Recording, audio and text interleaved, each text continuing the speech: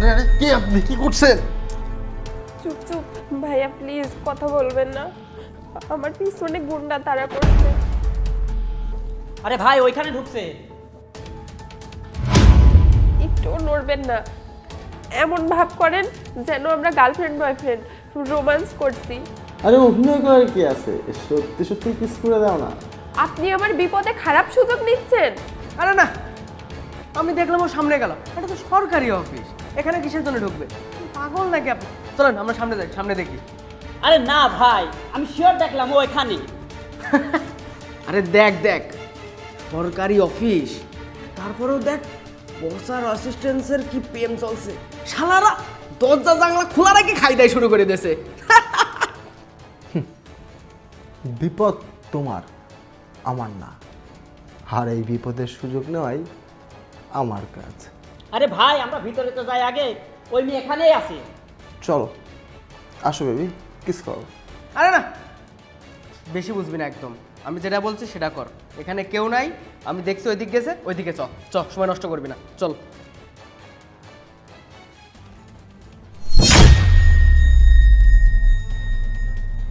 চল বের কর 50,000। 50,000 টাকা কিসের জন্য? এই ফোন দেখছিস সাথে, আমাদের ভিতর যা কথা হলো সব ভিডিও আছে।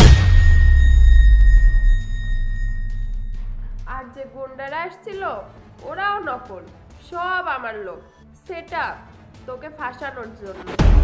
আমি তো ভাবলাম ভিডিও এডিট করা লাগবে, কাট করা লাগবে, ভয়েস মিউট করা লাগবে, তুই তো নিজেই সব বলে দিলি। তুই তো নিজের পায়ে নিজেই কুড়াল মারলি। কি খারাপভাবে ফেসে গেছি আমি। খুব কিস খাওয়ার শখ না তো, চল এবার টাকা বের কর, নাকি এই ভিডিও সোশ্যাল মিডিয়াতে ভাইরাল করে দিব।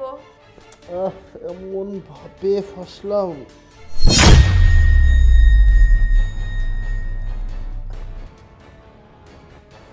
তুমি তো ভিডিওটা সুন্দর করে এডিট করবা, কালার গ্রেড করবা, মিউট করবা, তারপর সোশ্যাল মিডিয়াতে ছাড়বা।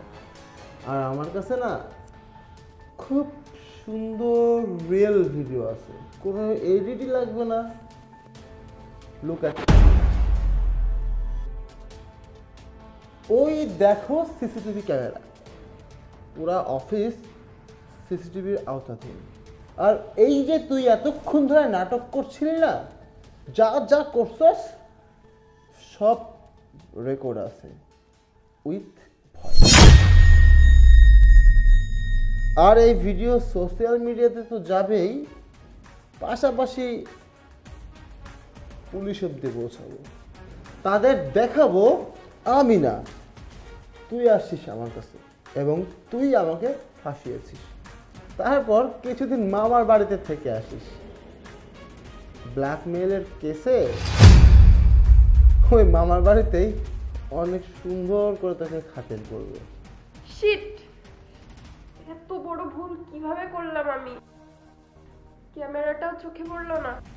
এই জন্যই গুরুজনেরা বলে অন্যের জন্য গর্ত খুললে নিজের পিছনেও দেখতে হয়। আচ্ছা সরি, আমিও ভিডিও ডিলিট করে দেব। আর আপনি প্লিজ পুলিশের কাছে কিছু বলবেন না। সুযোগে সদ্ব্যবহার করা আমার স্বভাব, কিন্তু এই সুযোগটা আমি আর নিলাম না, আপনাকে একটা চান্স দিলাম।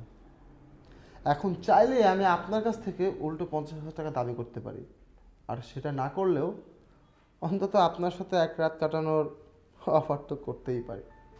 এই ফুটেজ আমি আমার কাছেই রাখলাম, নেক্সট টাইম এরকম ফাঁদ অন্য কোথাও পাতলে আপনার ফাঁদে আপনাকেই ফেলাম। মাইন্ড ইট।